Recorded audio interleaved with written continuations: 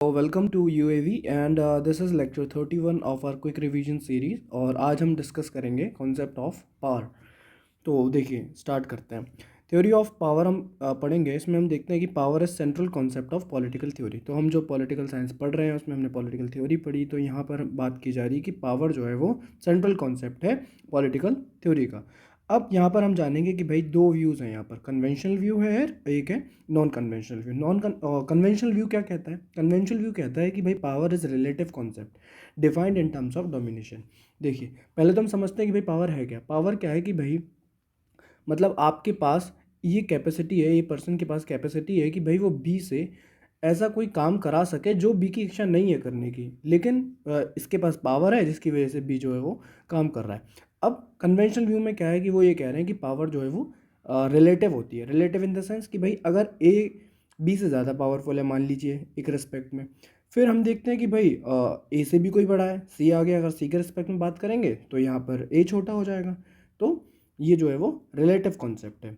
Power is considered as an ability to get things done by others even against their wish, जो मैंने आपको बताया। Power is in position, मतलब ये institutional view हो गया, और class division is a basis of power, ये मार्क्सिस्ट व्यू हो गया। ये हम अच्छी तरह भी समझेंगे। देखिए अब इंस्टीट्यूशनल व्यू में जैसे हम बात करें कोई ऑर्गेनाइजेशन में, देखेंगे भाई डिफरेंट हायरार्किकल सिस्टम होते हैं जहाँ पर जो डायरेक्टर्स हैं, मैनेजर्स हैं, उसके नीचे एम्प्लॉयज़ हैं, तो हायरार्की बनी होती है। अब इसके पास पावर हो सकता है ज़्यादा होगी, फिर इससे थोड़ा कम होगी, फिर इनके पास थोड़ा और कम होगी। फैमिली में हम बात करें, हम देखें भाई मदर फादर जो है वो बच्चों के ऊपर कैसे मतलब पावर जो है वो सॉफ्ट पावर एग्जर्ट करते हैं कि भाई बच्चों के लिए अब पापा ने कुछ बोला तो भाई मानना ही पड़ेगा, हो सकता है बच्चे ना चाहते हों, या मदर ने बोला तो भाई मानना पड़ेगा, नहीं चाहते हों। तो ऐसे करके अब चाइल्ड 1 2 3 ये सब इनके रिस्पेक्ट में क्या है, नीचे है, ठीक है। ये लोग जो है ज़्यादा पावरफुल है, मदर फादर।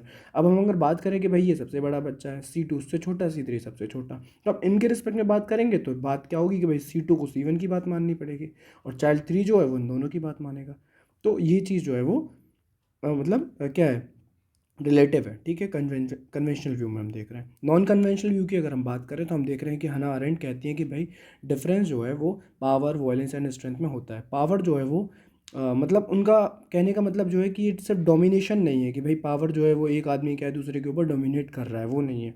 वो ये कह रहे हैं कि भाई पावर एक्चुअल पावर है कि पीपल जो है वो पार्टिसिपेट कर पा रहे हैं पॉलिटिकल स्फेयर में, और जो है वो चेंज ला पा रहे हैं, ठीक है। तो power in terms of empowerment की बात हो रही है यहाँ पर कि भाई आप लोगों को सशक्त बनाइए, ठीक है, ताकतवर बनाइए, उन्हें अवेयर कराइए, उन्हें नॉलेज दीजिए, उन्हें कैपेबल बनाइए। तो हमें एम्पावर करना है लोगों को, तो ये है मेन पर्पस। तो ये क्या है, नॉन कन्वेंशनल व्यू है। Power is not domination, rather acting in concern, ठीक है। अब यहाँ पर हम देखेंगे 3 डायमेंशनल व्यू ऑफ पावर, जिस जो किसने दिया, स्टीवन ल्यूक्स ने। इंस्टीट्यूशनल व्यू की यहाँ पर बात की जाती है। वो कहते हैं पावर जो है वो ऑफिस में लाया करती है। जैसे कि भाई इंस्टीट्यूशनल व्यू है कि भाई ब्यूरोक्रेटिक सिस्टम है, मान लीजिए कि भाई अब यहाँ पर जो है वो इन लोगों के पास क्या है, ज़्यादा पावर है, एग्जीक्यूटिव्स हैं ये लोग, ठीक है। तो इंस्टीट्यूशन जो है वो वहाँ पर जो वो है पावर होल्ड करते हैं, ये कह रहे हैं। थॉट कंट्रोल प्रोसेस की बात की जाती है यहाँ पर, दूसरा जो डायमेंशन है। तो इसमें हम बात करेंगे कि भाई कैसे साइकोलॉजी को या फिर जो लोगों को कंट्रोल करके, कि दिमाग को कंट्रोल करके कैसे पावर का यूज़ किया जाता है। तो ग्रैमसीज थ्योरी ऑफ हेजेमनी या फिर फूको थ्योरी ऑफ पावर जो हम अभी पढ़ेंगे उसमें हम देखेंगे ये चीज़ को कि भाई कैसे। अब जैसे ग्रैमसी का हम व्यू देखें तो हमने मार्क्सिस में देखा, तो मार्क्स कहते हैं भाई बेस जो है वो मेन स्ट्रक्चर है, बाकी जो है ये रिफ्लेक्शन है सुपर स्ट्रक्चर के, जो मतलब जैसे मीडिया है या स्कूल है या चर्च है, ये सब जो क्या था मार्क्स के अकॉर्डिंग ये था एक रिफ्लेक्शन था बेस का। लेकिन ग्रैमसी क्या कह रहे थे, भाई ये भी जो है वो सुपर स्ट्रक्चर का पार्ट है, इंस्टीट्यूशन जो है वो रिफ्लेक्शन नहीं है सिर्फ। तो इसमें ये बात करते हैं कि भाई कैपिटलिस्ट जो है वो इसे भी यूज़ कर लेते हैं, इन लोगों को भी, मीडिया को, स्कूल को, चर्च को, स्टेट, मतलब इन सब लोगों को भी जो है वो कैपिटलिस्ट जो है वो यूज़ कर रहे हैं, तो through the power of hegemony, ठीक है। तो ऐसे करके पावर भी एग्जर्ट करी जा रही है। तो ये क्या है, कंट्रोल प्रोसेस, कंट्रोल किया जा रहा है इन लोगों को। इंस्टीट्यूशन में हमने देखा कि भाई इंस्टीट्यूशन अगर कोई बना हुआ है तो भाई वो, अगर हमने बताया कि भाई ब्यूरोक्रेटिक इंस्टीट्यूशन मतलब मान लीजिए जहाँ पे सिविल सर्वेंट्स हैं, तो अब ये जो हायरार्की है भाई इन लोगों के पास पावर है। या फिर पुलिस अगर हम देखें तो भाई यहाँ पर जो है तो वो एक इंस्टीट्यूशन है, कोई ऑर्गेनाइजेशन है, तो वहाँ पर जो है मान लीजिए कॉन्स्टिट्यूशन पावर की हम बात करें, भाई कॉन्स्टिट्यूशनल जो है कोई पोजीशन बनाई हुई है, तो वहाँ पर जो है पावर दी गई है, तो वो उस चीज़ की बात हो रही है। मार्क्सिस्ट व्यू, मार्क्स में क्या कह रहे हैं भाई, क्लास डिवीजन होता है कि भाई एक जो क्लास है, मान लीजिए बुर्जुआ क्लास है, वो पावर एग्जर्ट करेगी, और प्रोलिटेरियट क्लास जो है वो नहीं करेगी। तो वो इकोनॉमिक मतलब उसमें बात करते हैं डोमिनेंट क्लास, ठीक है। लेकिन यहाँ पे बात की जाती है भाई ये तीनों पावर जो है वो हमें अलग अलग तरीके से नहीं देखनी, सब चीज़ क्या है, इंटरकनेक्टेड है। अब हम देखेंगे भाई पर्पस क्या है थ्योरी का, तो हम देखेंगे कि लोकेशन ऑफ पावर, कि भाई want to know who exercise power and it tools and resource, कि भाई कौन एक्सरसाइज करता है पावर, किसके हाथ में होती है, ठीक है। इधर से डिस्कशन जो है वो स्टार्ट होगा हमारा। मार्क्सिस्ट पर्सपेक्टिव क्या है, मार्क्स कह रहे हैं कि भाई class which hold economic structure, जो मीन्स ऑफ प्रोडक्शन जो है बेस जो था वो अगर जो होल्ड करेगा, जो कैपिटलिस्ट कर रहे थे वो जो है वो कंट्रोल करेंगे दूसरे स्ट्रक्चर्स को भी और वो पावर होल्ड करेंगे, ठीक है। इंस्टीट्यूशनल व्यू में हम देख लिया कि भाई represented by Hobbes and Max Weber, office is the source of authority, ठीक है। कि भाई जैसे मान लीजिए कोई इंस्टीट्यूशन बना हुआ है, जैसे मान लीजिए आरबीआई बना है, ठीक है, या कॉन्स्टिट्यूशन कुछ पोस्ट है जो मैंने आपको बताया, तो भाई इन लोगों के पास क्या है, अथॉरिटी है, ठीक है। कि मान लीजिए आरबीआई के गवर्नर जब एक पेपर पे साइन कर देगा कि भाई ये जो है 100 रुपये है, तब उसकी वैल्यू होगी। अगर कोई नॉर्मल व्यक्ति साइन कर दे उस पर तो वैल्यू नहीं होगी ना। अब ये जो है वो इंस्टीट्यूशन अथॉरिटी मतलब है, इसके पास आरबीआई के पास पावर भी है और वो लेजिटिमेट भी है। तो अब ये अथॉरिटी वाला कॉन्सेप्ट भी हमें देखना है अभी अपने इस टॉपिक में, तो हम ये भी देखेंगे आगे चल के। एलिटिस्ट थ्योरी क्या कहती है, ये जो है given by scholars who emphasize on reason and courage, वो कह रहे हैं कि भाई जो जो लोगों के पास रीजन और करेज होगा वही लोग जो है वो पावर एक्सरसाइज कर पाएंगे, ठीक है। Classify people into elitist and masses, elitist theory ये कह रही है, एलिटिस्ट में कह रहे हैं कि भाई पावर, और मासेस जो है वो उनके पास पावर नहीं हो सकती, ना ही डिज़ायरेबल है। वो कह रहे हैं कि भाई it is in present day power lies with those who have organizational skill, की एलिटिस्ट थ्योरी में बात क्या की जा रही है कि भाई जैसे हमने एलिटिस्ट थ्योरी पढ़ी थी, डेमोक्रेसी में भी पढ़ी थी, तो हम देख रहे थे कि भाई ऐसा नहीं है कि भाई अगर कोई मान लीजिए जो कह रहे हैं कि भाई पावर जो है वो सर्कुलेट हो रही है एलिट के अंदर ही, ठीक है। कि भाई कुछ लोग हैं, कुछ पार्टीज़ हैं मान लीजिए, ठीक है, बड़ी बड़ी पार्टीज़ हैं, बस उन्हीं की कभी इसके पास पावर आ जाती है, कभी इसके पास पावर आ जाती है, या फिर कभी इसके पास, कि मान लीजिए ये गवर्नमेंट रूल कर रहा है, कभी कभी ये वाली पार्टी रूल करेगी, कभी ये वाली पार्टी रूल करेगी, तो कहते हैं भाई एलीट्स जो हैं ये एलीट्स क्लास है, ये इन्हीं के मतलब आपस में ही जो वो पावर है वो घूम रही है, ठीक है। तो इस चीज़ की वो बात कर रहे हैं, वो बात कर रहे हैं कि भाई एलीट क्या होता है, एलीट जो आदमी होता है जिसके पास क्या होता है, रीज़न होता है और करेज होता है, ठीक है, और इनके पास ऑर्गेनाइजेशनल स्किल होती हैं। जैसे हम एग्जांपल की बात करें तो हम देखें कि भाई अदानी का जैसे हम एग्जांपल हैं, तो इनके पास ऑर्गेनाइजेशनल स्किल थी भाई, ये जो बड़े बड़े लोग थे, अमीर लोग थे, इन लोगों की नॉलेज को यूज़ करके ये आगे बढ़े हैं, ठीक है। या पॉलिटिशियंस हैं बहुत सारे कि भाई जो लोग एक्चुअल में ऐसा नहीं है कि भाई एलीट थे पहले से ही, ठीक है, बॉर्न विद सिल्वर स्पून वाला केस नहीं था उनके साथ में, लेकिन वो जो है वो ग्राउंड से बिल्कुल उठ के और ऊपर गए हैं और आज जो है वो एलीट क्लास में बिलोंग कर रहे हैं, ठीक है।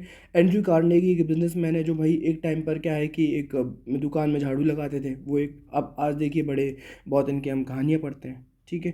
तो ये सब जो है वो बाद में एलीट बन गए, क्यों, क्योंकि भाई इनके पास क्या ऑर्गेनाइजेशनल स्किल्स थी, ठीक है। तो ये एलीट पर्सपेक्टिव है, तो हमने पर्पस थ्योरी देख लिया, ठीक है, पर्पस क्या था थ्योरी का। अब एलिटिस्ट थ्योरी में ही हम थोड़ा सा और डीप में जाएंगे, हम देखेंगे भाई स्कॉलर व्यू क्या है। तो यहाँ पर पेरेटो जो है एक स्कॉलर, वो कहते हैं द माइंड एंड सोसाइटी, इनकी बुक है, इसमें कह रहे हैं कि history of Mankind is graveyard of aristocracy, ठीक है। वो ये कह रहे हैं कि हम जो भी हिस्ट्री पढ़ रहे हैं वो किसकी हिस्ट्री पढ़ते हैं, वो कहते हैं कि भाई हिस्ट्री हम उन लोगों की पढ़ते हैं जो बहुत एलीट लोग थे, ठीक है, जो नामी लोग थे, सिर्फ उन्हीं लोगों की हिस्ट्री पढ़ी जाती है। मासेस जो है, जो नॉर्मल आदमी है भाई, जो मर गया या फिर कुछ हो गया सालों पुराना था, उसे मतलब नहीं होना, ठीक है।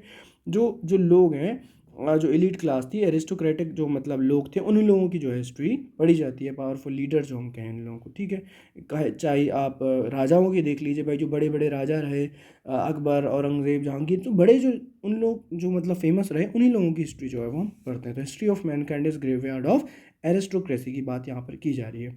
Theory of circulation of elites, कह रहे हैं कि भाई सर्कुलेशन जो पावर का है वो क्या है, एलिट्स के अंदर ही जो है वो घूमता रहता है। कि भाई जो नेचुरल क्वालिटीज़ है उनके पास क्या है, रीज़न है, करेज है, ऑर्गेनाइजेशनल स्किल है। तो मैकेवली कह रहे हैं कि भाई जो भी एलिट्स होते हैं वो क्या होते हैं, चालाक होते हैं, फॉक्सेस की तरह, और उनके पास करेज होता है लायन वाला, ठीक है।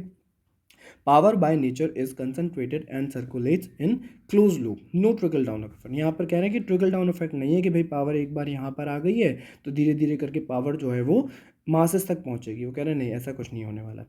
यहाँ पर गेट नो मोस्का के हम व्यूज़ देखते हैं। रूलिंग क्लास जो है एक बुक है, उसमें वो लिखते हैं कि भाई पीपल ईदर गवर्न और आर गवर्न, कह रहे हैं भाई या फिर लोग जो है वो गवर्न करते हैं या फिर वो गवर्न होते हैं, बस यही दो चीज़ें। और in democratic society organizational skill provides access to elite structure, कि भाई अब जब इस आपके पास ऑर्गेनाइजेशनल स्किल है तो आप जो है वो एलीट मतलब बन जाएंगे। जैसे फॉर एग्जांपल अरविंद केजरीवाल जो सीएम है दिल्ली के, अब आपने देखा कि भाई कहाँ लोकपाल बिल के टाइम पर उन्होंने अपना धरना प्रदर्शन करते हुए कैसे कैसे करके वो आज पावर में आया, और आज 2 टर्म जो है वो उनके मतलब एज अ सीएम वो रह लिए हैं, ठीक है। अब महात्मा गांधी के देखिए कि भाई उन्होंने कैसे ऑर्गेनाइज किया लोगों को, तो ये जो है वो ऑर्गेनाइजेशनल स्किल जो है वो प्रोवाइड करती है लोगों को एलीट बनने के लिए, ठीक है। रॉबर्ट माइकल क्या कह रहे हैं कि भाई पॉलिटिकल पार्टीज में आयरन लॉ ऑफ ओलिगार्की की यहाँ पर बात की जा रही है कि भाई power gets concentrated in the hands of elite, सिर्फ जो पावर जो है वो एलीट के हाथ में ही रहेगी। पॉलिटिकल पार्टीज जो है वो only elite has power. Political parties में भी अगर आप देखें कि भाई मान लीजिए इतनी बड़ी पार्टी फॉर एग्जांपल बीजेपी, तो भाई इनके तो करोड़ों लोग हैं भाई ग्राउंड लेवल पर। आप मान लीजिए आपके मोहल्ले में भी कोई ना कोई व्यक्ति होगा आपके जान पहचान में कि वो बोलेगा हम तो बीजेपी में भाई 10 साल से काम कर रहे हैं, लेकिन अभी आप उनसे कोई काम कराने के लिए बोलेंगे तो वो आपको लगता है वो काम करा पाएंगे? तो वो एक्चुअल में पार्टी में भी इलीट नहीं है भाई। जो इलीट जो है जो कुछ ही लोग हैं बड़े बड़े जो पॉलिटिकल लीडर्स हैं, वही लोग जो है वो पार्टी को चला रहे हैं। तो इन लोगों के पास एक्चुअली पावर नहीं है। तो कह रहे हैं कि भाई जो इलीट है पॉलिटिकल पार्टीज़ में भी वही जो है पावर को एक्सरसाइज करता है एक्चुअली में। CW मिल के कह रहे हैं द पावर एलिट में बात करते हैं कि analyse nature of democracy in USA held that in US power lies with federal politicians, big corporates, top official of defence forces. वो ये कह रहे हैं कि पावर जो है वो सिर्फ इन्हीं लोगों के पास है, 3 लोगों के पास, की जो फेडरल पॉलिटिशियंस हैं या फिर बिग कॉर्पोरेट जो हैं और top officials in defence forces में। अब इस चीज़ की यहाँ पर बात की जा रही है भाई ये लोग ही पावर हमेशा रखते हैं। अब डिफेंस फोर्सेस में वो कह रहे हैं कि देखो कैपिटलिस्ट जो हैं बिग कॉर्पोरेट्स क्या हैं, डिफेंस का प्रोडक्शन कर रहे हैं। अब उसका यूटिलाइजेशन कैसे होगा भाई, डिफेंस में होगा ना। अब मान लीजिए वॉर नहीं हो रहा है, अब यहाँ पे हमने इतना सारा डिफेंस का मटेरियल बना दिया, अब वॉर हुआ ही नहीं। अब वॉर हुआ नहीं तो भाई ये ख़राब नहीं जाएगा, वेस्ट जाएगा पूरा रिसोर्सेज। और फिर मॉडिफिकेशन भी कर रहे हैं हम कि भाई आप ये नए टाइप की गन ला रहे हैं, नई टाइप की मिसाइल लेके आ रहे हैं, तो ये सब क्या है। तो यहाँ पर बात की जा रही है भाई वॉर हमेशा चलते रहना चाहिए, वॉर मस्ट गो ऑन। क्योंकि भाई जो सर्कल है, जो पावर है, वो यहाँ पर उस चीज़ का एक्चुअल में प्रोसेस है वो फ्लॉलेसली रन करता रहे, ठीक है। पॉलिटिकल एलीट की अगर हम बात करें तो political elites are certain institution which are key institutions. और पावर एलीट क्या होते हैं कि भाई जो इन इंस्टीट्यूशंस में पावर को होल्ड करते हैं, are persons holding top position in these institutions. According to CW Mill decisions like throwing atom bomb reflect decision of power elite. की भाई वो बात कर रहे हैं कि भाई जो मतलब बॉम्ब जो हिरोशिमा नागासाकी पे या फिर जो बॉम्बिंग की गई थी, तो भाई ये सब जो है वो पावर एलीट जो हैं, मेन जो डिफेंस में जो फेडरल पॉलिटिशियंस हैं या बिग जो डिफेंस जो पर्सनल्स हैं, भाई उन्हीं लोगों के हाथ में ये पावर रहती है इस चीज़ करने की। कह रहे हैं earlier USA was democratic but civil war increased its role in international politics and growth of capitalism made USA run by power elites। ठीक है, कह रहे हैं भाई पहले जो है वो डेमोक्रेटिक था, लेकिन सिविल वॉर जो है इनकी वजह से इंटरनेशनल पॉलिटिक्स में इसकी जो है वो मतलब से बहुत ज़्यादा हो गया, और जो कैपिटलिज्म जो है वो ज़्यादा बढ़ गया। उसकी वजह से क्या है कि भाई एलिट्स जो है वो इन लोगों कॉन्सेप्ट इनके हाथ में पावर जो है ज़्यादा आ गई है।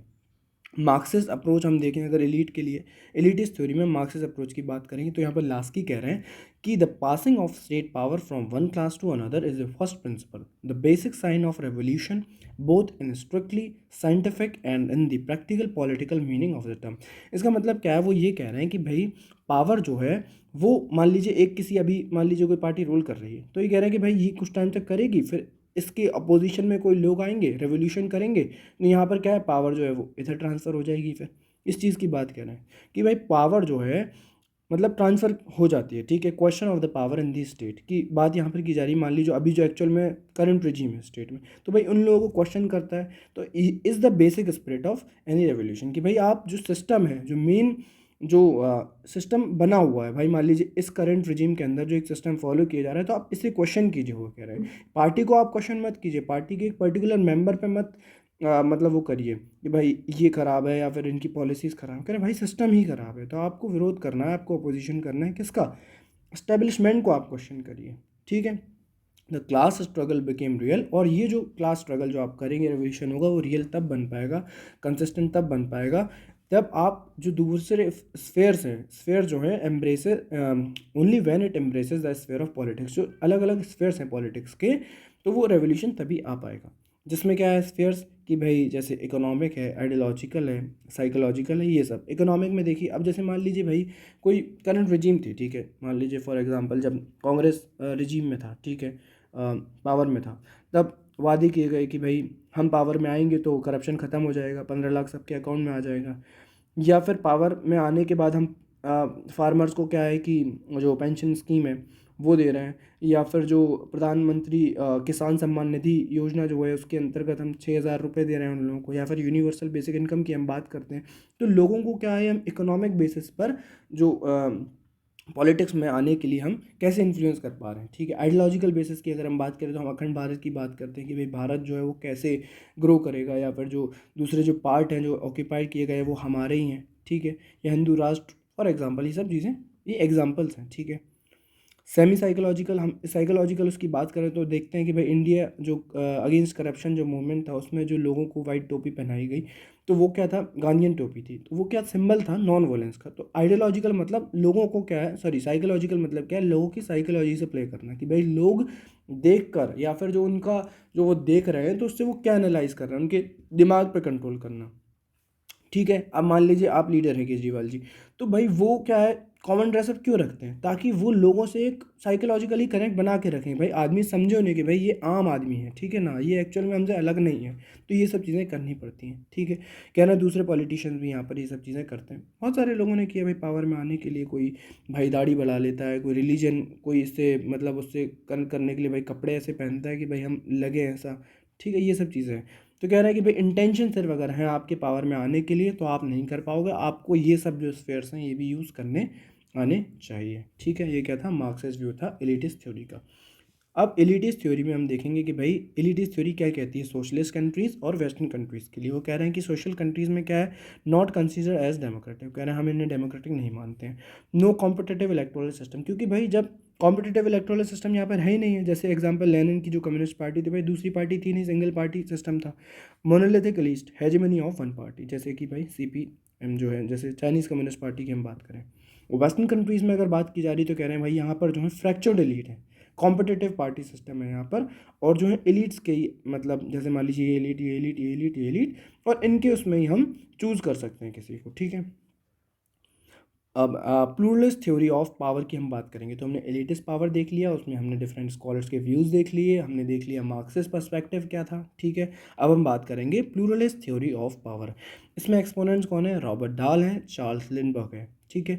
वो ये कह रहे हैं कि भाई डाल ने चैलेंज किया CW मिल को। CW मिल ने क्या बताया था कि भाई तीन जो है प्रिंसिपल हैं, जैसे फेडरल जो पॉलिटिशियंस थे, बिग कॉर्पोरेट्स थे और डिफेंस ऑफिशियल्स थे, ये लोग जो हैं वो पावर एलिट्स थे, वो ये कह रहे थे। तो इन्हें चैलेंज किया किसने, रॉबर्ट डाल ने बताया कि CW Mills view on US democracy, he conducted field study governance in New Haven. इन्होंने कहा भाई एसोसिएशन जो हैं वो बहुत ज़्यादा पावर मतलब एग्जर्ट करती हैं, ठीक है, एक्सरसाइज करती हैं। कह रहे हैं कि सिर्फ ये नहीं है कि भाई ये तीन जो है आपने बता दिए कि वही कर रहे हैं, क्या डिफरेंट एसोसिएशन एग्जिस्ट करती हैं सोसाइटी में, और वो लोग जो हैं वो पावर को एक्सरसाइज भी करते हैं, ठीक है।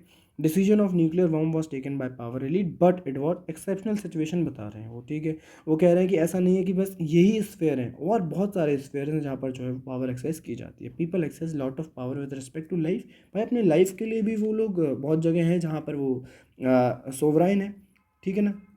डाल कह रहे हैं USA is not oligarchy but polyarchy है, कह रहे हैं डिफरेंट एसोसिएशन जो हैं वो एक्सरसाइज करती हैं पावर। पॉलीआर्की का मतलब होता है rule of many. In USA people as an individual may not exercise power but they have enough power as member of group, power is disperse among various association, ठीक है।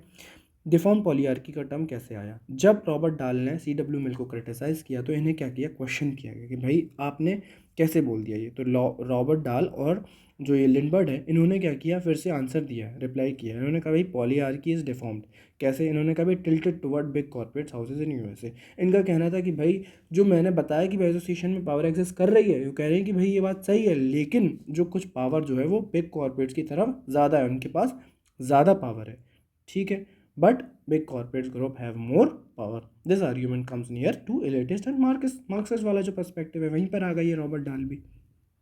अब हमें बहुत इंपॉर्टेंट यहाँ पर थ्योरी पढ़नी है, माइकल फूको थ्योरी ऑफ पावर। तो इनसे एसोसिएटेड कुछ कोट्स हैं, knowledge is power, power is everywhere, power is present through out society like network of capillaries, ठीक है। अब देखिए इस चीज़ को थोड़ा समझने की कोशिश करते हैं। देखिए मतलब क्या है कि जैसे पावर है, अब पावर को हमने ब्रेक डाउन किया कि भाई नॉलेज, ये मेन जो है फूको का जो पावर का कॉन्सेप्ट है वो नॉलेज और पावर को कैसे कनेक्ट करना है वो ये चीज़ बता रहा है। तो जब किसी के पास नॉलेज होगी तभी वो पावर को एक्सरसाइज कर पाएगा। नॉलेज कैसे होगी, जब वो उस चीज़ को सर्च करेगा, नॉलेज को सर्च क्या करेगा, वो सच के सर्च करेगा, ठीक है। जो लोग हैं वो क्या है, ट्रुथ का मतलब एक तरीके से सर्च कर रहे हैं। ट्रुथ क्या है उनके लिए कि भाई सच, जीवन में सच क्या है? सच इन द सेंस कि भाई एक्चुअल में रियल नॉलेज क्या है? जब रियल नॉलेज उन्हें मिल जाएगी तो वो पावरफुल हो जाएंगे, ठीक है। अब जैसे हमने बताया कि भाई इंस्टीट्यूशनल, अब आप इसे नॉलेज और पावर को एक तरीके से अभी एक समझिए। तो अब पावर की अगर हम बात करें तो वो कह रहे हैं कि भाई जैसे इंस्टीट्यूशनल व्यू था कि भाई पावर जो है वो इंस्टीट्यूशन में होती है, ठीक है, क्लास है, पोस्ट है, उसमें होगी। तो ये क्या था, मतलब एक स्ट्रक्चरल व्यू था कि एलिटिस्ट और मार्क्सिस्ट जो लोग बात कर रहे थे। लेकिन यहाँ पर बात की जा रही है कि पावर जो है वो लोग कहीं से भी डेवलप कर सकते हैं। पावर क्या है कि डिस्कवर नहीं की जाती, पावर जो लोग हैं वो इन्वेंट करते हैं, ठीक है। Power can emerge from anywhere. तो यहाँ पर बात की जाती है भाई जो फूको हैं वो post structuralist point of view रखते हैं। और दूसरी चीज़ फूको जो है वो इन्फ्लुएंस्ड है नीचे एक स्कॉलर रहे हैं, उनकी जो उनने बताया कि भाई नॉलेज जो है वो ऑब्जेक्टिव नहीं हो सकती। भाई उन्होंने कहा भाई ये नॉलेज है, ठीक है, इस चीज़ के लिए ये पावर है, कोई भी चीज़, उन्होंने कहा भाई ये राइट रॉन्ग वाला कॉन्सेप्ट नहीं है। इस चीज़ को हम अभी समझने की कोशिश करेंगे। हम देखेंगे कि भाई कैसे ये सब्जेक्टिव भी है, कैसे लोगों के अलग अलग लोगों के द्वारा जो है वो एक ही चीज़ को, उनका पर्सपेक्टिव कैसे अलग हो सकता है, ठीक है। ये चीज़ हम अभी जानेंगे। तो आप थोड़ा सा ये समझ लीजिए कि भाई नॉलेज और पावर को हमें कनेक्ट करना है। देखिए पढ़ते हैं, his theory is considered as post structural view of power through he never acknowledge it. Structuralist view देखते हैं कि भाई power as an structure institution post and Marx, जो मैंने बताया भी आपको कि भाई जो स्ट्रक्चरलिस्ट व्यू था कि भाई पावर जो है वो इंस्टीट्यूशंस में। He is also considered as sociologist. He analyse power at micro level and how society exercise power, ठीक है। पावर जो है वो सोसाइटी कैसे एक्सरसाइज कर रही है। According to him, if we limit our understanding of power to concept of sovereign power, power of state जो है, पावर कैसे, मतलब स्टेट जो है वो कैसे पावर का एक्सरसाइज कर रही है, अगर हम सिर्फ वहीं तक एक लिमिटेशन बना के रखेंगे, या फिर और two marks sense of power class power, जैसे बताया कि भाई जो बुर्जुआ क्लास है वही पावर एक्सरसाइज कर रही है, ठीक है। We will overlook multiple ways in which power is present and being exercise. तो हमें जो है दूसरे जो स्फेयर्स हैं वहाँ पे भी देखना है, ठीक है। अब देखते हैं कि भाई नीचे जो मैंने बताया जिन, मतलब जिससे इन्फ्लुएंस हुए फूको, वो क्या कह रहे हैं नीचे। Knowledge can not be objective, it is always subjective. Objective in the sense कि भाई नोशन ऑफ गुड और बैड हमने फिक्स कर दिया कि भाई ये चीज़ जो है सही है, ठीक है। कि भाई फॉर एग्ज़ाम्पल उन्होंने कहा भाई, माँ बाप कहते हैं बच्चों से कि भाई आपको ना डॉक्टर इंजीनियर ही बनना है तो अभी सही हो पाएगा आपका कल्चर। उन्होंने भाई दूसरे जो फील्ड है आपको वहाँ नहीं जाना है, ये गलत है, ठीक है। या फिर आपको अपना जो पैशन वाला, आपने कहा भाई मुझे तो आर्टिस्ट बनना है, मुझे तो कुछ ऐसा काम करना है भाई जो मेरा मन करता है, मुझे डांसर बनना है, नहीं भाई ये तो गलत बात है। गुड क्या है, आपको इंजीनियर, डॉक्टर या यही सब चीज़ें बननी पड़ेंगी। तो हमने कहा कि भाई ये जो है ऑब्जेक्टिव हो गया नॉलेज इस चीज़ के लिए कि भाई फिक्स हो गया। लेकिन भाई यहाँ पर फिक्स नहीं है, डिफरेंट एंड डिफरेंट सोसाइटी। भाई कह रहे हैं कि अलग अलग सोसाइटीज़ में भी आप, अब जैसे मान ली वेस्टर्न कॉन्सेप्ट है, वहाँ पर देखिए बच्चा जो है वो 18 साल का होता नहीं है, टीनेजर्स भी जो हैं वो अपना अलग हो जाते हैं माँ बाप से, अपना कमा रहे हैं, खा रहे हैं। तो ये सब चीज़ें, अब इंडियन कल्चर नहीं है ऐसा। तो ये जो है बता रहे हैं कि भाई सोसाइटीज़ के हिसाब से जो है वो यहाँ पर जो सब्जेक्टिविटी आ जाती है। अब सोसाइटी ले लो चाहे लोग ले लो तो सब्जेक्टिव है नॉलेज, सिंपल सी बात है। इन्होंने लिखा है जिनोलॉजी ऑफ मोरालिटी में, रिप्रेजेंट होल फील्ड। अब यहाँ पर इस चीज़ की मोरालिटी की वो बात करते हैं, कहते हैं भाई ए के लिए हो सकता है ये चीज़ मॉरल है और बी के लिए वही चीज़ होगी इमोरल। जैसे मान लीजिए कोई चीज़ है, अब माँ बाप कह रहे हैं कि भाई ये मोरालिटी का हमें लिए, तो भाई ये है मोरालिटी का एग्जाम्पल। बच्चे कह रहे हैं भाई इसमें कुछ ऐसा है नहीं, ये या सॉरी माँ बाप कह रहे हैं भाई ये तो इमोरल है, बच्चे कह रहे हैं भाई इसमें ऐसा कुछ भी नहीं है इमोरल जैसा, ठीक है। सिंपल सी बात। Hello that God is dead. अब इस चीज़ को समझते हैं, वो कह रहे हैं कि भाई गॉड इज़ डेड। उन्होंने कहा भाई गॉड जो है आप उसे इंसान मत मानिए ना, जब गॉड इंसान होगा तभी तो वो एक तरीके से डेड हो पाएगा। गॉड जो है वो तो एक आइडिया है जो कि अल्टीमेट नॉलेज पर बेस है, ठीक है। Idea of God is idea of completeness, और गॉड इज़ डेड नहीं है, ठीक है। कह रहा है कि जो लोग हैं वो अभी इनकम्प्लीट हैं, उनके पास एक्चुअल नॉलेज नहीं है, और वो अपनी लाइफ भर सिर्फ इसी चीज़ के उसमें रहते हैं कि भाई हम कंप्लीट हो जाएं, हमें नॉलेज चाहिए इस चीज़ की, हमें सच का पता करना है, ठीक है। तो पीपल एंड मासेस जो हैं वो हमेशा अट्रैक्टेड क्यों रहते हैं रिलीजन की तरफ, भाई उन्हें चाहिए कंप्लीटनेस। और उन्हें बताया गया कि भाई गॉड जो है वही है अल्टीमेट नॉलेज, ठीक है, वही है आइडिया ऑफ कंप्लीटनेस, ठीक है। First to suggest that knowledge and power has connection, ठीक है। सिंपल सी बात है, नॉलेज और पावर में उन्हें कनेक्शन बनाना है। Give concept of will to power. उन्होंने कहा भाई लोगों के पास मतलब पावर के लिए इतनी ज़्यादा चाह है, so strong that man will pursue power even at the cost of his life. मतलब अपनी पावर को वो एक्सरसाइज करने के लिए, अपनी नॉलेज को सच बताने के लिए आदमी क्या है दूसरे की जान भी ले सकता है, ठीक है। जैसे ए सोच रहा है कि भाई वो राइट है, उसकी नॉलेज जो है वो सही है, बी जो है वो अपोज कर रहा है, तो ये जो है वो इस चीज़ में मतलब आदमी ये कहेगा कि नहीं भाई मैं ही सही हूँ। अब इसके लिए वो किसी भी हद तक जा सकता है।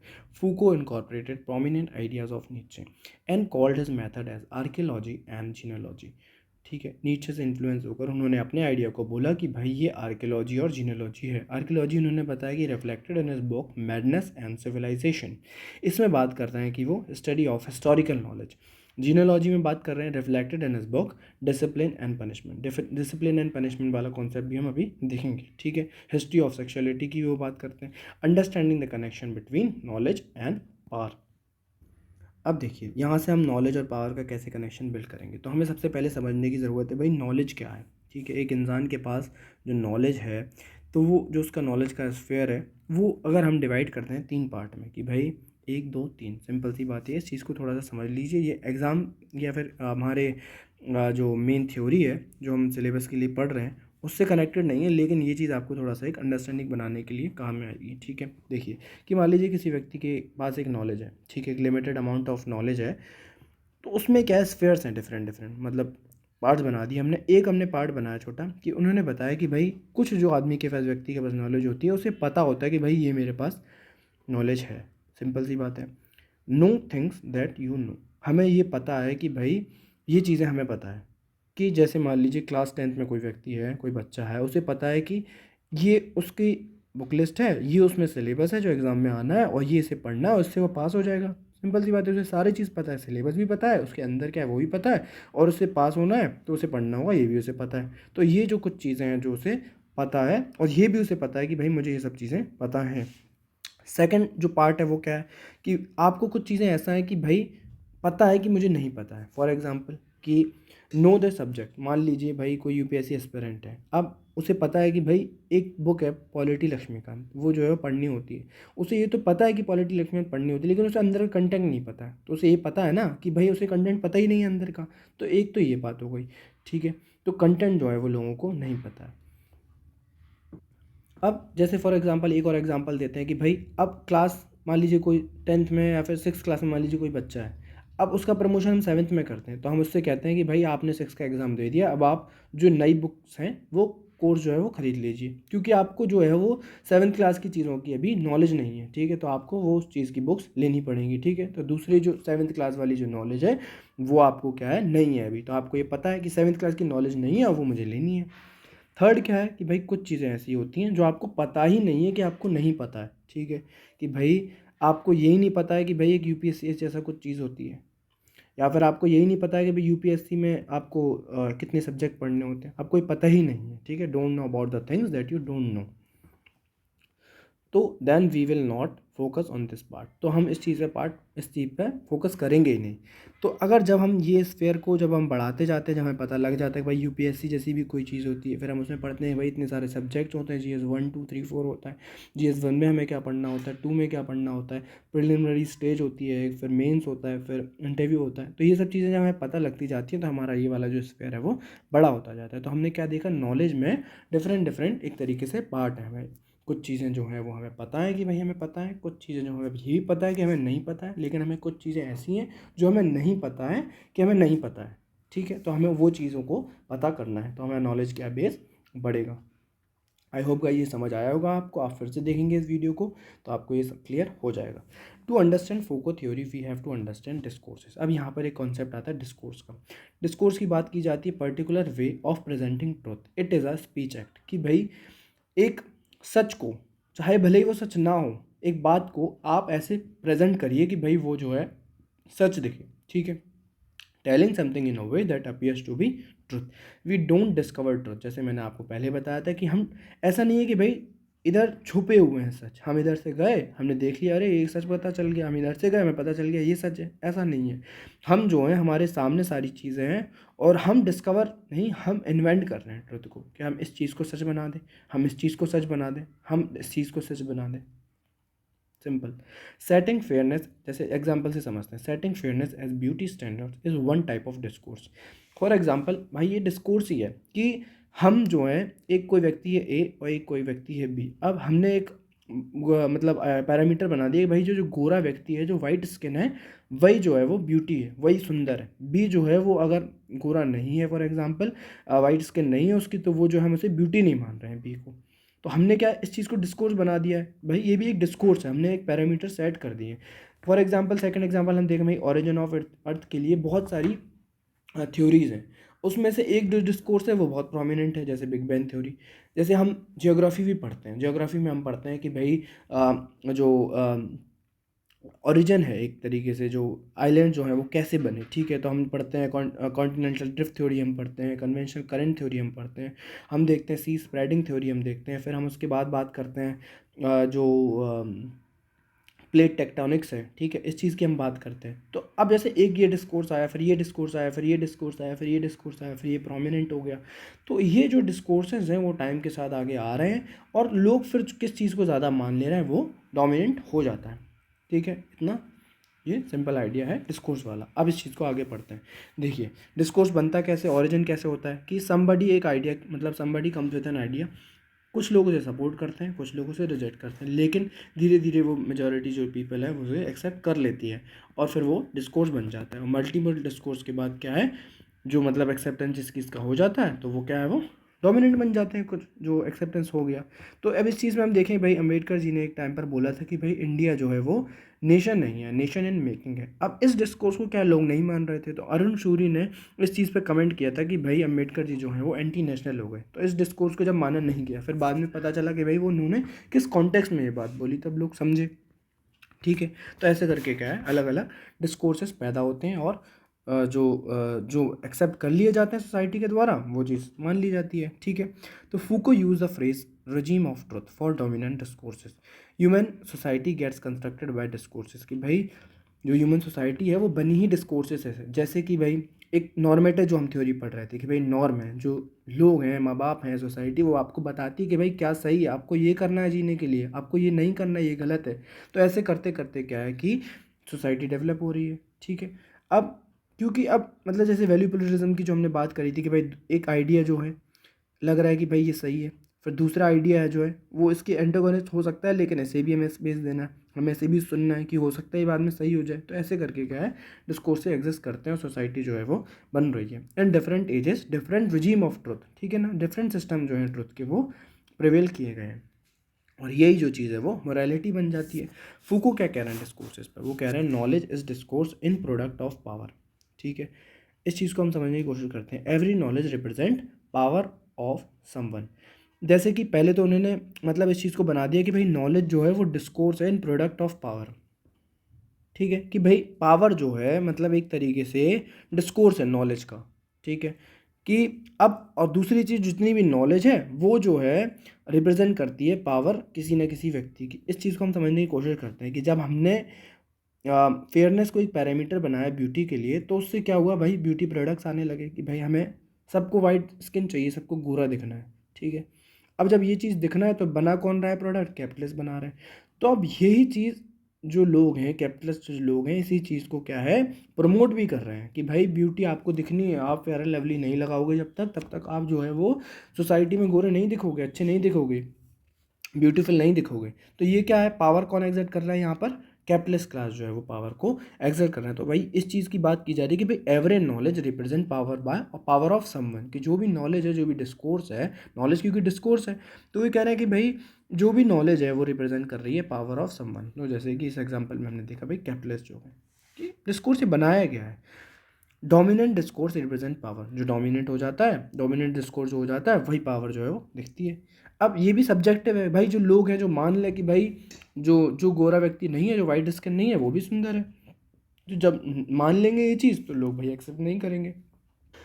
अब सोसाइटी में इस चीज़ का अगर नॉर्म बना दिया जाए कि भाई नहीं, हमें तो ये चीज़ करनी ही पड़ेगी, सबको करनी पड़ेगी, नॉर्मलाइज कर दिया जाए इस चीज़ को, तो फिर आदमी जो है वो इस चीज़ से अलग भी नहीं हो पाता है। Purpose of knowledge is to exercise power, knowledge leads to power and power leads to knowledge, ठीक है। पर्पस जो है नॉलेज का क्या है कि भाई हमें पावर चाहिए, पावर एक्सरसाइज करनी है, इसलिए हमें नॉलेज चाहिए, और नॉलेज जब आएगी तो हम पावर एग्जर्ट कर पाएंगे। तो पावर जो है leads to knowledge. Power of doctor on body of patient, कि भाई जब डॉक्टर के पास क्या है, सर्टेन मेडिकल नॉलेज है, जब उसके पास नॉलेज है तब वो अपनी पावर क्या है, एग्जर्ट कर पा रहा है किसके ऊपर, पेशेंट के ऊपर, because of knowledge of medical science. ठीक है, अब इस चीज़ का ये डिस्कोर्स बना दिया जाता है कि भाई एलोपैथी जो है वही एक ओनली वे है आपको अच्छी मतलब ट्रीटमेंट, अच्छे ट्रीटमेंट के लिए। तो जब ये डिस्कोर्स डोमिनेट हो जाता है तो डॉक्टर जो है वो पेशेंट की बॉडी पर क्या है, पावर एग्जर्ट करता है। ठीक है, अब इस चीज़ में एक जो हमने पढ़ा था कि भाई जो उन्होंने जीनोलॉजी और आर्कियोलॉजी वाला कॉन्सेप्ट दिया था, उन्होंने उसमें एक मतलब लिखा था कि डिसिप्लिन एंड पनिशमेंट। तो डिसिप्लिन, अगर पावर मतलब आप कैसे एक्सरसाइज कर पाते हो, कैसे आप मेंटेन कर पाते हो, तो डिसिप्लिन कि भाई एक ऑर्डर में लाने के लिए चीज़ों को, और पनिशमेंट जो है वो एक टूल है। इस चीज़ को हम समझते हैं।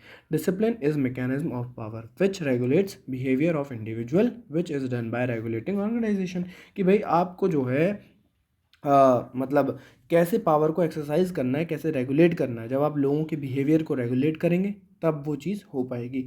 और वो कैसे होगा कि भाई एक ऑर्गेनाइजेशन जो है वो आपको बनानी पड़ेगी जिसको आप रेगुलेट कर रहे हो। ठीक है, वो ऑर्गेनाइज मतलब जो रेगुलेटेड ऑर्गेनाइजेशन वो होनी चाहिए। जैसे कि एग्जांपल टेम्पल जी है, टेम्पल जो है आप उसमें देखें भाई इन्वायरमेंट ऐसा बनाया जाता है, शांत जो है पीस है भाई, आप उसमें हल्ला नहीं कर सकते, शोर नहीं कर सकते हैं, कुछ अननेसेसरी मतलब ऐसी चीज़ नहीं कर सकते जो आप अपने पर्सनल स्फेयर में रह के कर पाते हैं। तो ये क्या है, एक डिसिप्लिन बनाया जाता है कि भाई जो पावर जो है वहाँ के जो लोग मतलब जो एक जिन्होंने बनाए वो चीज़, वो इंस्टीट्यूशन जिन्होंने बनाया वो उस चीज़ को एक्सरसाइज कर पाए पावर को।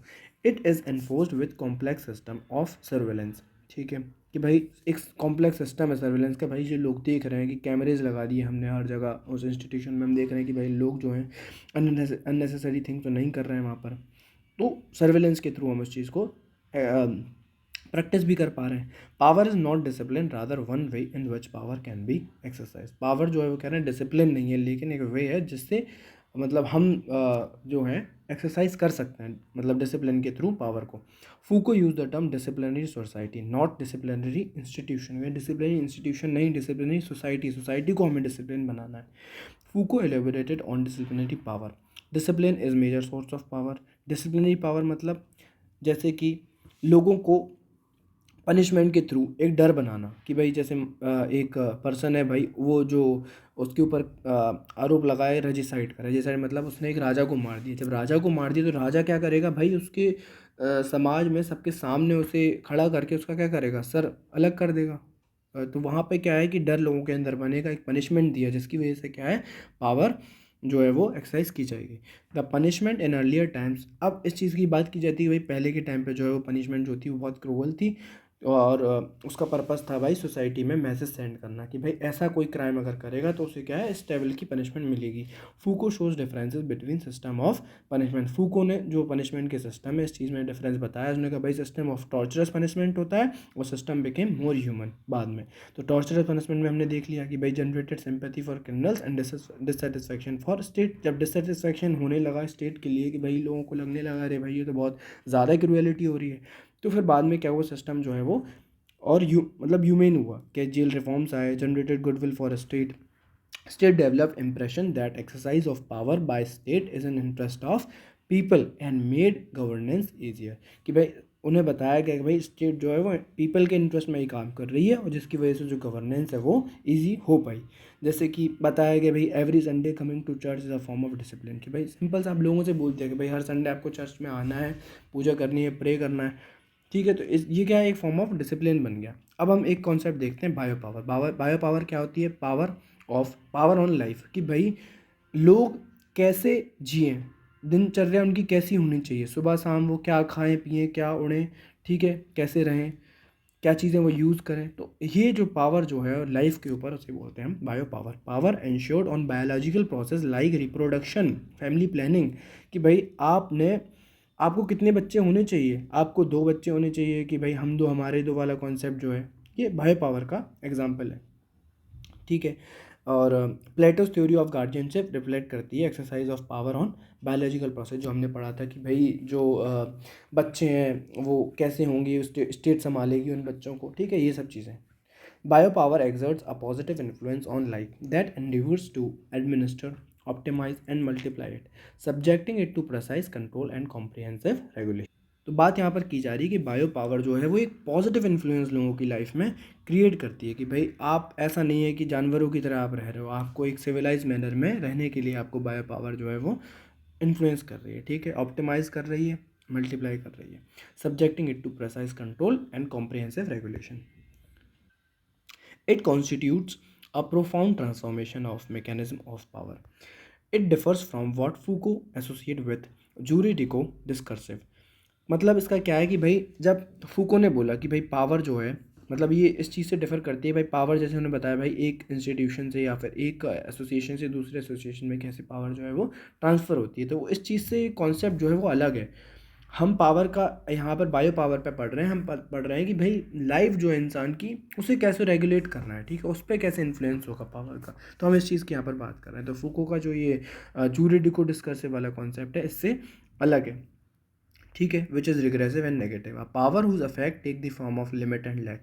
अब मतलब यहाँ पर बात की जा रही है कि भाई लोगों को हमें बताना है कि भाई आप फॉर एग्जांपल हम बता रहे हैं कि भाई लोगों को आपको क्या खाना है, आपको डाइट में आपको अगर अच्छा मतलब फिट रहना है तो आपको क्या चीज़ कंट्रोल करनी है, कितनी कैलोरीज खानी है, क्या नहीं खाना है, प्रोटीन इंटेक आपकी बॉडी में ज़्यादा होना चाहिए. तो इन सब चीज़ों की क्या है बात की जाती है यहाँ पर.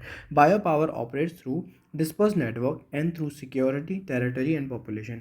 फूको इस चीज़ को कह रहे हैं कि भाई ये डिस्पोजिटिव है. डिस्पोजिटिव का मतलब होता है dispositive of power works from beneath from the level of life. मतलब यहाँ पर बात की जा रही है कि भाई हम लाइफ के लेवल पर बात कर रहे हैं, ठीक है, हम यहाँ पर दूसरे जो स्फीयर्स हैं उस लेवल पर बात नहीं कर रहे हैं, ठीक है. Type of power which is closely matched rather than physical existence of sovereignty. It did not place a repressive and deductive function of power, but worked together with such technologies of power. तो यहाँ पर बात की जा रही है कि भाई हम जो मतलब एक तरीके से रिप्रेसिव और डिडक्टिव फंक्शन था पावर का, उस चीज़ को हमने रिप्लेस नहीं किया, लेकिन हम जो टेक्नोलॉजीज़ आ रही हैं उसके साथ में कैसे लोग जो हैं वो अडेप्ट कर लें उस चीज़ को, ठीक है. जीनोलॉजी ऑफ बायो पावर में हम बात करते हैं. It was power over life which could only be at least attested through death he was capable of requiring. मतलब यहाँ पर बात की जा रही है कि भाई जीनोलॉजी ऑफ पावर में कि आदमी जो है वो जब तक मरेगा नहीं तब तक, मतलब उसके बर्थ से लेकर तब तक पावर जो है वो कैसे मतलब उसके एक्सरसाइज की जाएगी उसके ऊपर पावर, ठीक है. जैसे हम बात करते हैं सोवरेन जुडिशियल पावर, तो यहाँ पर बात की जाती है कि only a power to take life और टू लेट लिव. कि हम बात करते हैं आर्टिकल 21 में कि स्टेट जो है वो आर्बिट्ररी मैनर में लाइफ नहीं ले पाएगा. या फिर हम फंडामेंटल राइट की बात करते हैं, भाई कैसे फंडामेंटल राइट जो है वो इंसान को जीने के लिए एक डिग्निफाइड लाइफ जीने के लिए बनाए गए हैं. तो ये वाली जो सोशल जुडिशियल पावर है इससे जो है बायो पावर अलग है. बायो पावर है a power to foster life और disallow it to the point of death. तो not only restrict someone from doing something, हम सिर्फ रेस्ट्रिक्ट नहीं कर रहे हैं लोगों को कि भाई आप ये मत करिए, लेकिन हम उन्हें प्रमोट भी कर रहे हैं उस चीज़ को, लोगों को बता भी रहे हैं कि भाई आपको ये चीज़ अडॉप्ट करनी है अपनी लाइफ में कि भाई आपकी लाइफ जो है वो ईजी हो जाए. Foucault held that bio power is an, अब फूको ने बताया कि बायो पावर जो है वो एक इनडिसिप्लिन है, indiscipline element in the development of capitalism which made possible the controlled insertion of bodies into machinery of production. मतलब वो ये कह रहे हैं कि भाई बायो पावर जो है वो कैपिटलिज्म जो कैपिटलिस्ट हैं वो लोग यूज़ कर रहे हैं उस चीज़ को, और एक मेयर जो है वो इकोनॉमिक स्फीयर जो है वो सिर्फ बन के रह गया. इकोनॉमिक जो सिस्टम है कि भाई एक तरफ प्रोडक्शन हो रहा है दूसरी तरफ क्या है कंजम्पशन हो रहा है, तो उस पार्ट का जो मतलब उस प्रोसेस का जो है वो ह्यूमन जो है पीपल जो है वो उस चीज़ का सिर्फ एक पार्ट बन के रह गए हैं, ठीक है. तो पीपल को यहाँ पर क्या है, people should help in production, सिर्फ इस चीज़ का जो है लोग जो है वो इस चीज़ का पार्ट बन के रह गए हैं. क्रिटिसिज्म किया गया है बायो पावर का कि लैक ऑफ थियोरेटिकल कंट्रीब्यूशन. कह रहे हैं कि भाई यहाँ पे थियोरेटिकल कंट्रीब्यूशन जो है वो बहुत कम है ये बायो पावर पे. On how bio power is put to work in system of violence and domination, thus developing his notion of necropolitics which names sovereign decision on death. तो यहाँ पर बात की जा रही है कि भाई बायो पावर जो है वो एक नेक्रोपॉलिटिक्स है और डिसरिगार्ड ऑफ सब्जेक्टिविटी. वो कह रहे हैं कि भाई यहाँ पर अभी भी बहुत सारे डिफरेंट डिस्कोर्सेज जो हैं वो एग्जिस्ट कर रहे हैं. ऐसा नहीं है कि हमने जो ये अभी मतलब जो थ्योरी अभी दी गई है वही फाइनल हो गया है. नेक्रोपॉलिटिक्स का मतलब होता है कि भाई use of social and political power to dictate how some people may live and how some must die. जैसे कि स्पार्टा के टाइम पर किंगडम ऑफ स्पार्टा में बेबीज़ को जो है वो मार दिया जाता था अगर वो कोई डिफॉर्मिटी के साथ पैदा हो रहे हैं. अब हम यहाँ पर देखेंगे कॉन्सेप्ट जो है गवर्नमेंटेलिटी. गवर्नमेंटेलिटी मतलब होता है कि भाई कुछ पैरामीटर्स जो गवर्नेंस में हेल्प करते हैं कि भाई कुछ गुड कंडक्ट्स बैड कंडक्ट्स कैसे होने चाहिए. कि भाई कुछ कंडक्ट जो है हम मान लेते हैं कि भाई वो बैड है, कुछ कंडक्ट जो है वो गुड है. हम बता रहे हैं लोगों को कि भाई सोसाइटी में रहने के लिए कैसे मतलब एक डिसिप्लिन मेंटेन होगा. कि जैसे हम कुछ पैरामीटर्स बना दें पनिशमेंट के कि भाई ये जो आदमी कर रहा है तो उसे पनिशमेंट मिलेगी या फिर आपको डिसिप्लिन में रहना है, तो ये करके जो है वो गवर्नमेंटिलिटी वाला कॉन्सेप्ट आता है। इस चीज़ को हम समझते हैं। Foucault talks about new economy of power. With increasing population, state has intervened more economic power. Economy show self regulation. मतलब बात क्या की जा रही है कि भाई जब पॉपुलेशन जब ज़्यादा बढ़ रही है तो स्टेट का इंटरवेंशन जो है वो ज़्यादा बढ़ गया है लोगों को इकोनॉमिक पावर में। इस चीज़ को और अच्छी तरह समझते हैं। सेल्फ रेगुलेशन का यहाँ पर मतलब है कि through new technologies of power which reflect disciplinary institution like school, asylum, prison, structured way to govern people. जैसे कि यहाँ पर बात की जा रही है कि ऐसे कुछ इंस्टीट्यूशंस बनाए गए हैं जैसे स्कूल्स है या प्रिजन्स हैं, असाइलम्स हैं, जहाँ पर लोगों को एक सोसाइटी में एक डिसिप्लिन वे में रहने के लिए सिखाया जाता है। मान लीजिए स्कूल में हम बच्चों को सिखा रहे हैं, अब जो लोग नहीं सीख पा रहे हैं, जो लोग मेंटली कैपेबल नहीं है, उन्हें असाइलम भेज दिया जा रहा है। जो लोग तब भी क्राइम कर रहे हैं उन्हें प्रिजन में भेज दिया जा रहा है। तो ये लोगों को गवर्न करने के लिए स्ट्रक्चर्स कुछ जो हैं वो एक स्ट्रक्चरल मतलब इंस्टीट्यूशन बनाए गए हैं, एक स्ट्रक्चर बनाया गया है प्रॉपर, ठीक है, कि कैसे लोगों को हम गवर्न करेंगे, चाहे बच्चा हो, चाहे बड़ा हो, चाहे क्रिमिनल हो, चाहे पागल हो, ऐसे करके। तो फूको कह रहे हैं, Foucault says that asylum were the requirements of capitalist system where contribution of mentally disturbed people in the production and services minimum। देखिए जैसे कि मान लीजिए कोई व्यक्ति, पुराने ज़माने में हम बात करें जब कैपिटलिज्म सिस्टम इतना नहीं था प्रिवेल, तो हम देख रहे हैं कि भाई कोई मान लीजिए कोई डिफॉर्मिटी के साथ कोई बच्चा पैदा हुआ, उसका जो दिमाग है वो इतना नहीं है, नॉर्मल नहीं है, ठीक है, तो वो सोसाइटी में रह रहा है, लोग उसके साथ तब भी रह रहे हैं, माँ बाप रह रहे हैं। आज की डेट में क्या होता है कि भाई अगर कोई डिफॉर्मिटी के साथ में है तो कैपिटलिस्ट सिस्टम जो है वो इतना ज़्यादा लोगों के दिमाग में मतलब इन्फ्लुएंस कर चुका है कि भाई लोगों को लगता है कि भाई ऐसे तो हम जी नहीं सकते हैं, ठीक है, ऐसे रह ही नहीं जा सकता है, ऐसे लोगों के साथ में नहीं रहा जा सकता है। तो क्या किया जाता है कि भाई जो लोग बाद में पागल हो जाते हैं उन्हें असाइलम भेज दिया जाता है कि मतलब बाद में कोई दिमाग मतलब गड़बड़ हो गए किसी व्यक्ति के, फिर बचपन से ही जो होता है तो उनके लिए भी हम ट्रीटमेंट बताते हैं कि भाई ऐसा होना चाहिए, ऐसा होना चाहिए, आदमी कर रहा है हर चीज़ उसी चीज़ के लिए।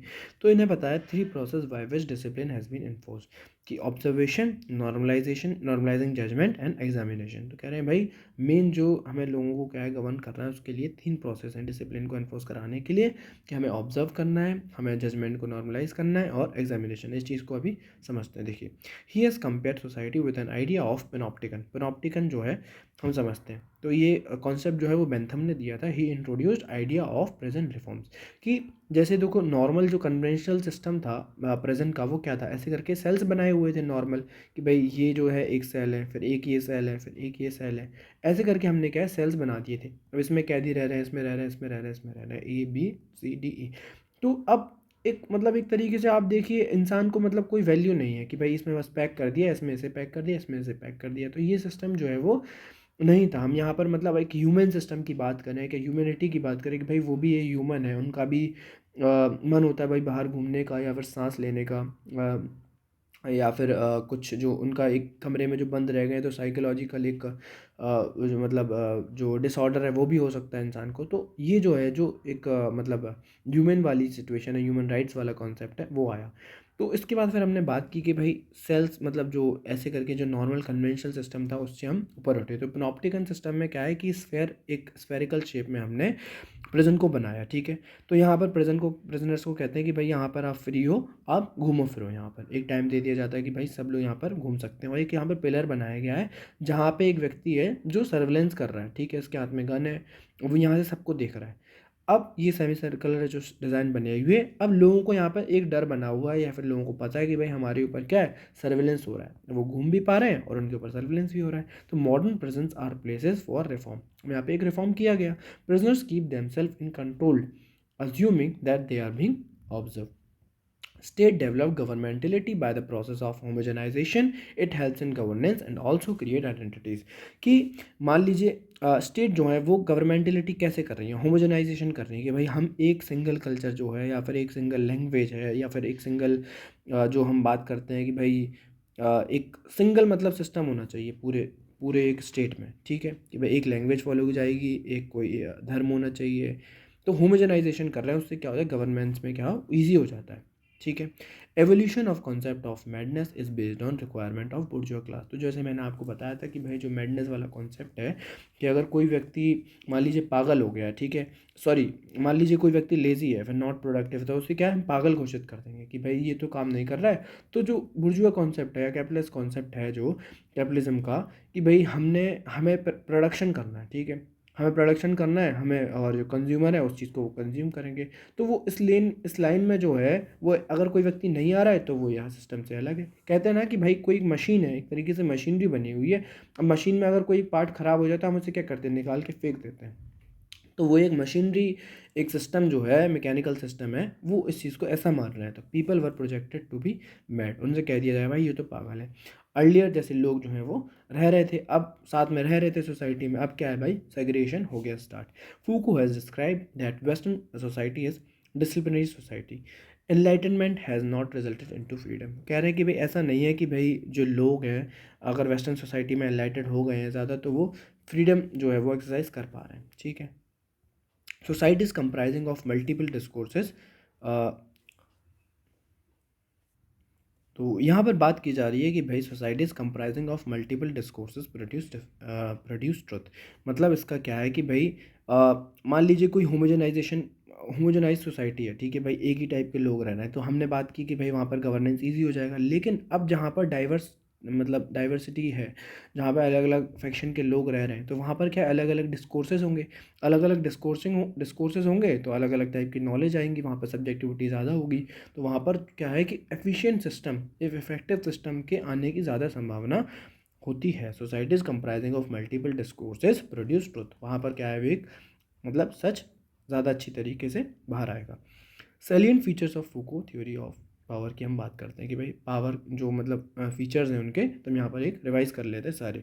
तो power is not located in institution, ठीक है, फूको ने कहा।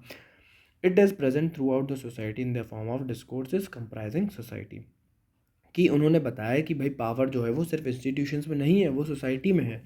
अब जो सोसाइटी में मतलब डिस्कोर्सेज बन रहे हैं, जैसे मान लीजिए पहले मोनार्किकल सिस्टम था, अब क्या हुआ कि भाई कुछ टाइम बाद डेमोक्रेसी आई। तो जब हम डेमोक्रेसी की बात करते थे एक टाइम पर, जब ये डिस्कोर्स था तो लोग इसे मान नहीं रहे थे कि भाई ये कैसे एक्सेप्टेंस होगा लोगों का इस चीज़ के लिए। जैसे आज की डेट में भी हम देखें कि भाई जहाँ पे, या फिर जो अरब एक्सेप्शन की मैंने बात की थी कि भाई अरब एक्सेप्शनलिज्म है वहाँ पर, तो कि अरब कंट्रीज़ में नहीं आ पाई डेमोक्रेसी, या फिर जो बहुत सारे कंट्रीज़ हैं जहाँ पर अभी डेमोक्रेसी नहीं आ पा रही है, तो वो लोग इस डिस्कोर्स को अभी एक्सेप्ट नहीं कर पाए हैं। अब जहाँ पे हो गया है तो हम इस चीज़ को मान रहे हैं। अब हो सकता है कि भाई आगे आने वाले टाइम में कुछ इससे बेटर सिस्टम कुछ आ जाए, तो एक डिस्कोर्स ये बनेगा और फिर उसके बाद जब लोग इसे मान लेंगे तो वो डोमिनेंट डिस्कोर्स हो जाएगा और एक्सेप्टेंस इसकी हो जाएगी, ठीक है। Exercise of power is not unidirectional, it is present in the society in the form of network like relations, it is relational है, ठीक है, यूनिडायरेक्शनल नहीं है पावर का एक्सरसाइज करना। नॉट ऑलवेज कोर्सिव, ऐसा नहीं है कि सिर्फ आप फोर्सफुली जो है वो पावर को एक्सरसाइज करोगे। पावर ऑफ अट्रैक्शन जो है वो भी होता है कि भाई आप प्यार से लोगों को समझा सकते हो। People are embodiment of power, we are product of power, ठीक है, कि वो ये कह रहे हैं कि पावर जो है पीपल के अंदर है, we are product of power. Product of power कैसे भाई, कैपिटलिज्म जो है वो मतलब स्टार्टिंग से ही बच्चा पैदा नहीं हुआ है तब से, अब मान लीजिए जो अल्ट्रासाउंड की मशीन होती है जिससे बच्चे को देखा जाता है, जो आज की डेट में हम कह रहे हैं भाई सेक्स डिटर्मिनेशन जो है वो करा रहे हैं लोग, तब भी कहीं कहीं सोसाइटी में मतलब है और लीगल है, कहीं पर नहीं है। तो वो चीज़ आप देखिए कि भाई बच्चा पैदा हुआ नहीं है उसके बाद भी जो मशीन है, अल्ट्रासाउंड की मशीन है, वो किसने बनाई, कैपिटलिस्ट ने बनाई, ठीक है। तो यहाँ पर इस चीज़ का यूज़ आ गया पैदा होने के बाद।